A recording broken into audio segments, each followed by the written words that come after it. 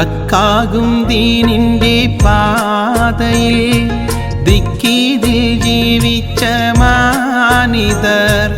ഇൽമെന്നിൽ ഏകി ഉസ്താദവർ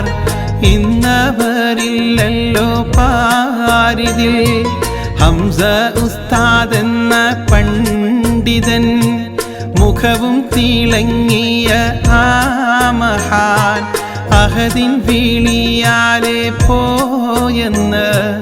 അകതാരിൽ നോവേറെ ഉണ്ടിന്ന് ഹക്കാകും ദീനിൻ്റെ പാതയിൽ ദിക്കീതിൽ ജീവിച്ച മാനിതർ ഇൽമന്നിൽ ഏകി ഉസ്താദവർ ഇന്നവരില്ലല്ലോ പാരിതിൽ ഹംസ ഉസ്താദെന്ന പണ്ഡിതൻ മുഖ